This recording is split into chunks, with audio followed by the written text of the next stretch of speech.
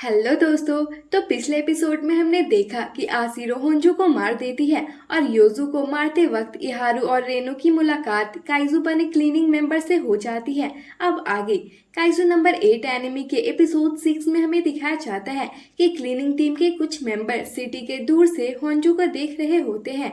तभी उनका लीडर आकर कहता है कि तुमने उस नए लड़की को देखा है क्या।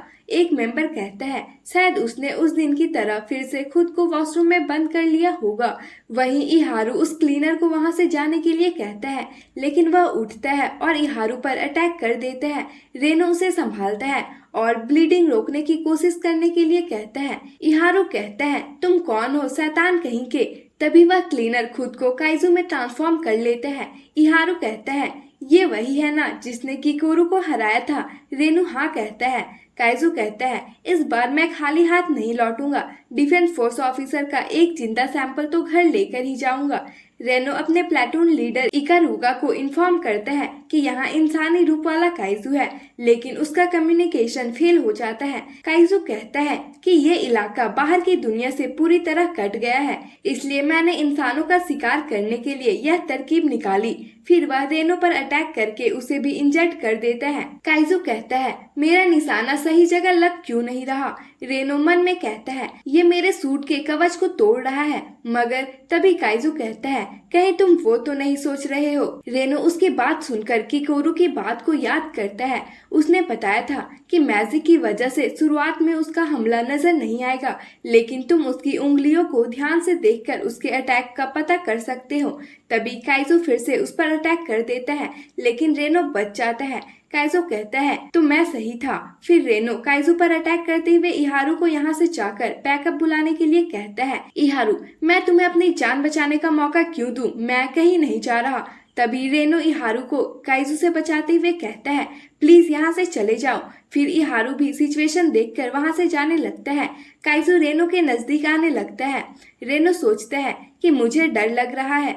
किकोरू भी इसके सामने टिक नहीं पाई थी। फिर वह काफका के साथ वाले मूवमेंट को याद करते हुए कहता है लेकिन मुझे जो ऑफिसर बनना है वो बिना अपनी जान की परवाह किए अपने साथी की जान बचाता है और काइजू पर अटैक कर देता है, लेकिन काइजू उसके अटैक से बहुत ही आसानी से बच रहा होता है।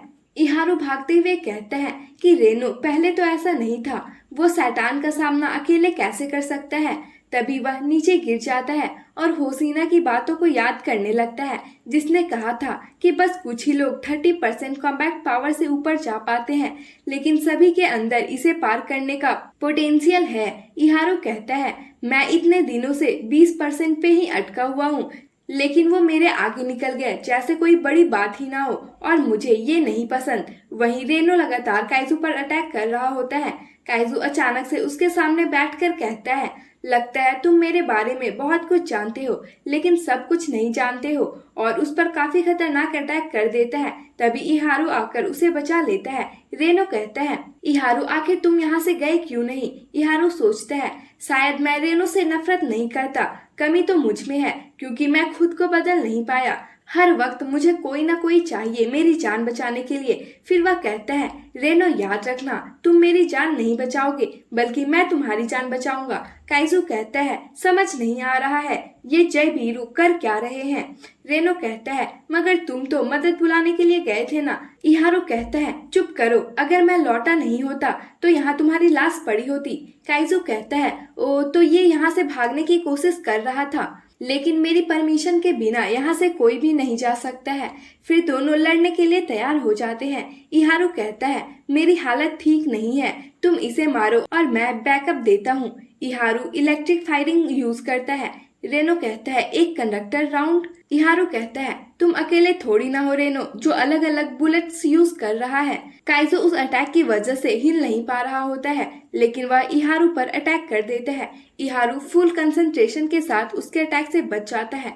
रेनो अपनी कॉम्पैक्ट पावर को रिलीज करते हुए कहता है हे ऊपर वाले, सिर्फ इस पल के लिए मुझे किकोरू और कैप्टन मीना से भी ज्यादा ताकत दे दो। और इतना बोलकर वह उस पर अटैक कर देता है, लेकिन काइजू लाशों के ढेर के द्वारा खुद को बचा लेता है। इहारू और रेनो यह देखकर बहुत ही हैरान रह जाते हैं।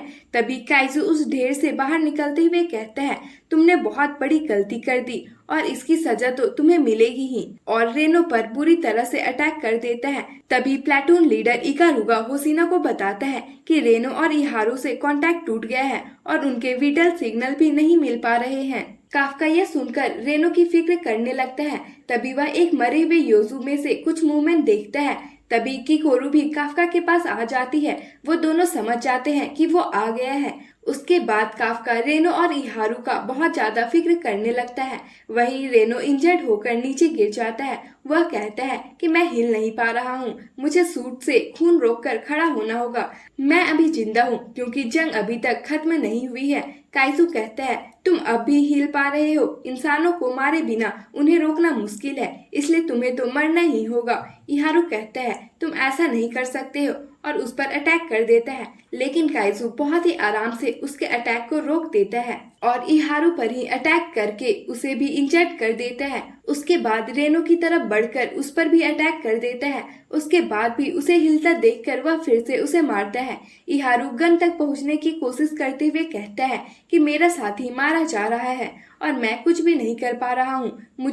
मुझे मानना ही होगा कि रेनो ज्यादा ताकतवर है और एक न एक दिन वह कैप्टन जरूर बनेगा। फिर वह गन को उठाकर काइजू पर अटैक करने ही वाला होता है, लेकिन गन टूट चुकी थी। काइजू इहारू को कहता है कि मैं इसे मारने वाला हूँ, तुम बीच में मत आओ, और अटैक करने वाला होता है। इहारू रोते हुए प्रार्थना करता है, हे ऊपर वाले या शैतान जो भी मुझे सुन रहा है, रेनो की जान बचाओ, मेरे दोस्त को बचा लो। काइजू कहता है चलो मरने का समय हो गया है। तभी वहाँ काफका आकर कहता है मरने का समय तो तेरा हुआ है कमीने, और उसे एक पंच मार देता है जिससे वो काइजू हवा में घूमने लगता है। काफका रेनो के पास जाकर कहता है सॉरी, मुझे आने में थोड़ी देर हो गई। रेनो मन में कहता है कि मैं नहीं चाहता था कि सर कभी भी ये रूप ले, मगर अफसोस मेरी ही वजह से उन्हें ट्रांसफॉर्म होना पड़ा। काफका रेनो को अपनी गोद में उठा लेता है। इहारू एक और इंसानी काइजू को देखकर हैरान हो जाता है। काइजू कहता है तो ये तुम ही हो ना, काइजू नंबर 8। काफका रेनो को साइड में बैठाकर कहता है सॉरी रेनो, थोड़ा और टाइम लग जाएगा, सूट की मदद से अपने खून का बहना रोको। रेनो काफका को संभलकर लड़ने के लिए कहता है। फिर वो मन में कहता है कि मुझे पता है कि सर बहुत ताकतवर है, मगर मुझे कुछ ठीक नहीं लग रहा है। काइजू काफका से कहता है कि मैं तुमसे नाराज नहीं हूँ, मगर पता नहीं तुम काइजू होकर मेरे सामने क्यों आ रहे हो। तुम मेरे सोच से स्ट्रांग हो। और फिर काफका पर अटैक कर देता है। रेनो हैरानी से कहता है कि वो सर को उनके काइजू वाले रूप में मार पाया। फिर वो काइजू अपने पूरे रूप में आते हुए कहता है अगर मुझे तुम्हें मारना है तो अपनी असली ताकत यूज करनी होगी। इहारू कहता है इसका मतलब ये अब तक अपनी पूरी ताकत से नहीं लड़ रहा था। रेनो काफका को भाग जाने के लिए कहता है। काफका एग्रेसिव होकर कहता है अच्छा तो ये वो चीज है जिससे तुम इन्हें मारे जा रहे थे, और पहले तो उसके अटैक को रोकता है, फिर उसे मारकर उसके दांत तोड़ देता है। वह काइजू फिर से लाशों के ढेर में छिपते हुए कहता है मौका मिलते ही खुद को ठीक कर दूंगा, लेकिन काफका लाशों के ढेर में से उसे निकाल लेता है। काइजू कहता है ये क्या हो रहा है, कोई बचाओ मुझे। फिर काफका उस पर लगातार अटैक करके उसे बुरी तरह से इंजर्ड कर देता है।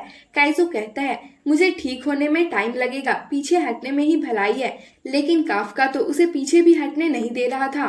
फिर वह कहता है तुम्हारा कोर तुम्हारे पैर में है ना, तैयार हो जाओ क्योंकि अब मैं तुम्हारे पैर में छेद करने जा रहा हूँ। और उसके पैर में जोरदार पंच मारता है जिससे काइजू बहुत दूर जाकर गिरता है और उसका कोर भी एक्सपोज हो जाता है। काफका वहां आकर उसका खेल खत्म करने ही वाला होता है। तभी डिफेंस फोर्स के कुछ मेंबर वहां आ जाते हैं। वो लोग जल्दी से रिपोर्ट करते हैं कि हमें इंसानी रूप में एक काइजू नजर आया है। किकोरू काफका को ढूंढते हुए कहती है कि समझ नहीं आ रहा वो कितनी दूर गए होंगे। फिर वो याद करती है कि जब काफका रेनो और इहारू को ढूंढने की बात करता है तो किकोरू कहती है कि उनके सिग्नल्स तक हमें नहीं मिल रहे हैं, तो आप उन्हें कैसे ढूंढेंगे।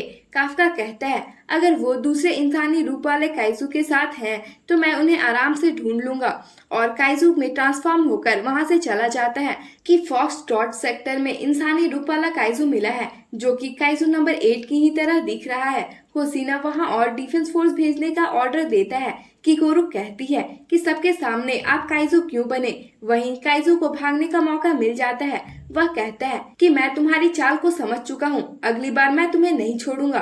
काफका उसके पीछे जाने लगता है, लेकिन वह काइजू डिफेंस ऑफिसर्स पर अटैक कर देता है। काफ्का उन्हें बचा लेता है, लेकिन तब तक वह भाग जाता है। काफ्का कहता है, मुझे जल्दी यहाँ से निकलना होगा, और छलांग लगाकर ऊपर चला जाता है और कहता है, अफसोस वो काइजू हाथ से निकल गया, लेकिन मैं जिस काम के लिए यहाँ आया था वो हो गया है।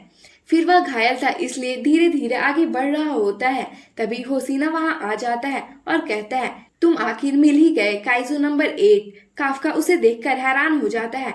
फिर होसीना रिपोर्ट करते हुए कहता है, मैंने सेक्टर फॉक्स ट्रॉट में काइजू नंबर 8 को पकड़ लिया है। यह सुनकर किगोरू और रेनो परेशान हो जाते हैं। रेनो मन में कहता है, वाइस कैप्टन होसीना वो नहीं है। होसीना काफ्का पर अटैक शुरू कर देता है। काफ्का उसकी स्किल को देखकर मीना से बेहतर होने वाली बातों को याद करके कहता है, मतलब ये मजाक नहीं कर रहे थे, इन्हें छोटे काइजूस के साथ लड़ने का काफी एक्सपीरियंस है। होसीना आगे बढ़ने लगता है। काफ्का कहता है कि मैंने आज से पहले इन्हें ऐसे रूप में कभी नहीं देखा, तो ये ऐसे दिखते हैं जब काइजू से लड़ते हैं। होसीना सूट की लिमिट हटाने का परमिशन मांगता है, तो कियोको उसे परमिशन दे देती है, और यहाँ हमें उसकी कॉम्बैट पावर 92% पता चलती है। फिर वह कहता है कि काइजू नंबर 8 की मौत तो मेरे ही हाथों होगी, और यहीं पर इस पार्ट की एंडिंग हो जाती है। अब आगे की स्टोरी अगले वीडियो में। आप सभी प्लीज रिव्यू शेयर करें, और आप हमें नेक्स्ट एनिमे भी कमेंट बॉक्स में सजेस्ट कर सकते हैं। बाकी हमारे चैनल को लाइक शेयर एंड सब्सक्राइब कर लें। मिलते हैं अगले वीडियो में, तब तक के लिए बाय बाय।